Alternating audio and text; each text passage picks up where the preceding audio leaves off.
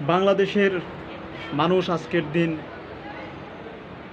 19শে জুলাই 2024, আজকে শুক্রবার আমি বলছি।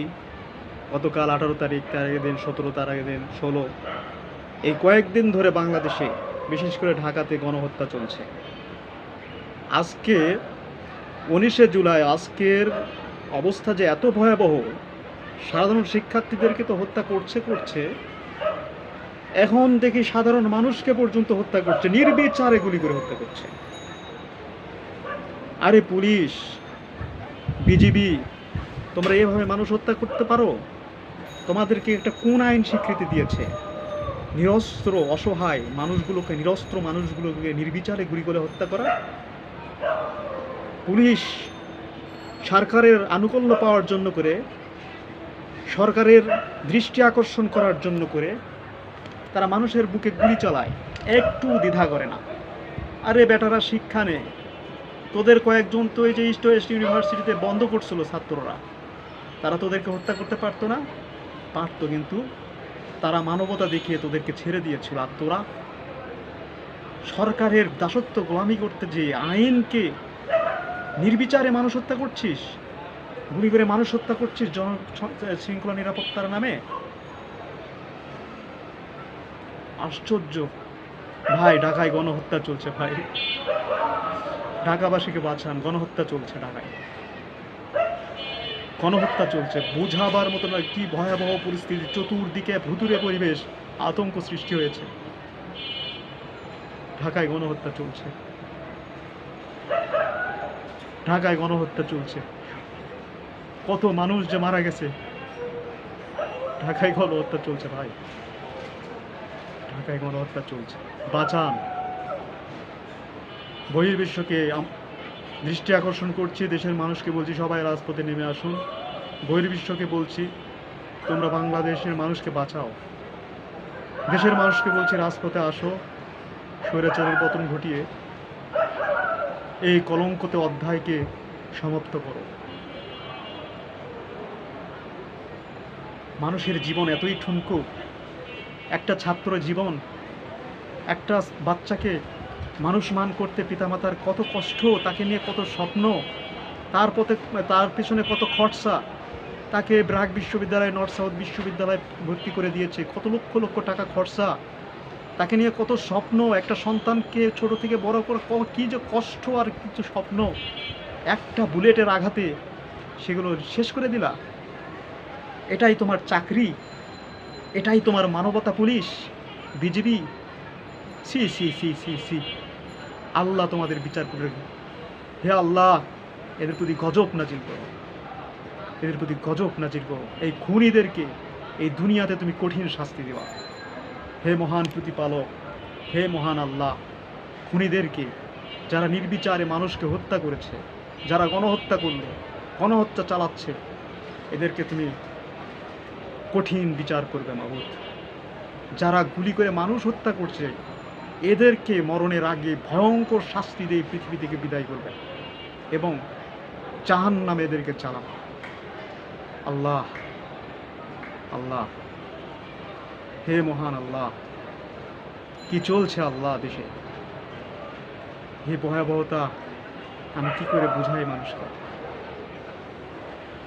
আমার নিজের চোখে মানুষকে গুলি করা দেখলাম। আমিও হয়তো মারা যেতে পারতাম, আমিও আহত হতে পারতাম। আল্লাহ আমাকে রক্ষা করেছে।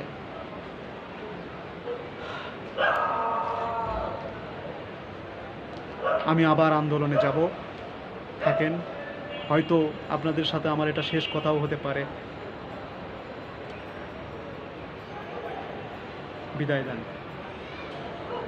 ইন্টারনেট বন্ধ, সকল যোগাযোগ সরকার বন্ধ করেছে, নেট বন্ধ করেছে, মানুষ যেন কারোর সাথে যোগাযোগ না করতে পারে।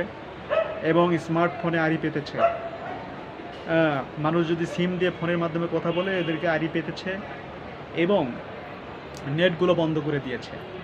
কেউ যেন কারোর সাথে যোগাযোগ করতে না পারে এবং বহির্বিশ্ব যেন এদের জুলুম নির্যাতন দেখতে না পারে। মানুষের চোখ আড়াল করার জন্য করে, বহির্বিশ্বের চোখ আড়াল করার জন্য করে, এই গণহত্যাকে আড়াল করার জন্য করে তারা ইন্টারনেট কানেকশন সব কিছু বন্ধ করে দিয়েছে। আপনারা, আমি আর কিছু বলতে পারছি না, আমি ভাষা হারিয়ে ফেলেছি কি যে বলবো। তবে আজকের দিন ইতিহাসের কালো অধ্যায় হয়ে থাকবে, কলঙ্কিত অধ্যায় হয়ে থাকবে, আওয়ামী দুঃশাসনের কলঙ্কিত অধ্যায়, আওয়ামী দুঃশাসনের কলঙ্কিত অধ্যায়। আল্লাহ আল্লাহ 2024 সালের 19শে জুলাই আমি এখন কথা বলছি আপনাদের সাথে। আমি আন্দোলন থেকে আসলাম, আয়শা কথা বলছি। আমার ওই ছোট ভাইয়েরা আমাকে ভিডিও করতে নিষেধ করলো, বললো যে আন্দোলনের স্বার্থে, বিভিন্ন স্বার্থে প্লিজ ভিডিও করবেন না। তাই আমি ওগুলো ভিডিও করতে পারি না। আমি বাসায় এসে আমি ভিডিও করে রেকর্ড করে রাখতেছি, কারণ হয়তো আমি বেঁচে নাও থাকতে পারি, হয়তো আমি নাও থাকতে পারি। তখন তোমরা সাক্ষী থাকবে যে আমি আন্দোলনে ছিলাম এবং আমি এই আন্দোলনকে সমর্থন করেছি। সরকারের দুঃশাসন, পুলিশি গণহত্যার বিরুদ্ধে আমি কথা বলেছি। তাদের বিরুদ্ধে, পুলিশ গণহত্যার বিরুদ্ধে, সরকারের জুলুমের বিরুদ্ধে আমি রাজপথে লড়াই করেছি, দাঁড়িয়েছি। তোমরা জেনে রাখো। আমি শুনতে পেরেছিলাম যে আজকে যে কত শত হত্যা করেছে, এটা কত শত মানুষকে, কত হাজার মানুষকে যে হত্যা করেছে, এটা এখনও আমরা জানতে পারিনি, যেহেতু ইন্টারনেট কানেকশন সব কিছু ফোন বন্ধ, এজন্য আসলে জানা যাচ্ছে না। কিন্তু আমি যেহেতু দেখতেছি যে আমার এখানেই এই বাড্ডা, শাহাদাতপুর, নতুন বাজার এই এলাকাতেই এত মানুষকে হত্যা করা হয়েছে, তাহলে এই হিসাবে যদি ঢাকা শহরেতে মনে হয় তাহলে কয়েক হাজার মানুষ হত্যা হয়েছে, অন্তত কত শত মানুষ হত্যা হয়েছে, শত শত মানুষ হত্যা হয়েছে। গোটা দেশে মনে হয় হাজার হাজার মানুষ হত্যা হয়েছে। এই পুলিশ, আওয়ামী পেটুয়া বাহিনী, পুলিশ লীগ, বিজিবি, এরা মানুষ হত্যা করেছে, নিরস্ত্র মানুষকে নির্বিচারে হত্যা করেছে। এদের বিচার এই বাংলার মাটিতে যেন হয়। আল্লাহ, আমি কথা বলতে পারতেছি না, আমি খুব কষ্টে কথা বলতেছি। কি ভয়াবহ পরিস্থিতি, বোঝানো যাবে না, যা আমি নিজে চোখে দেখলাম।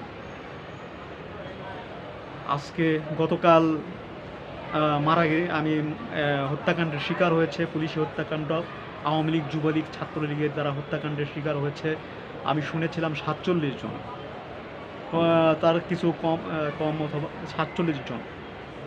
তারপরে আমি সন্ধ্যা পর্যন্ত হিসেব পেয়েছি, ইন্টারনেট বন্ধ হওয়ার আগে পর্যন্ত আমি বিভিন্ন মাধ্যমে জানতে পেরেছিলাম 47 জন হত্যাকাণ্ডের, পুলিশ লীগের, যুবলীগ, আওয়ামী লীগের হত্যাকাণ্ডের শিকার হয়েছে। তারপরে রাতের বেলা সারা রাত কী হয়েছে আমি জানি না। আজকে যে কত শত শত মানুষ হত্যাকাণ্ডের শিকার হয়েছে সেটাও আমরা জানতে পারছি না। এই যোগাযোগ ব্যবস্থা বিচ্ছিন্ন করার কারণে সারা পৃথিবীর সাথে আমরা বিচ্ছিন্ন। আর তার আগে দিনে 7 থেকে 10 জন স্টুডেন্টকে হত্যা করা হয়েছিল।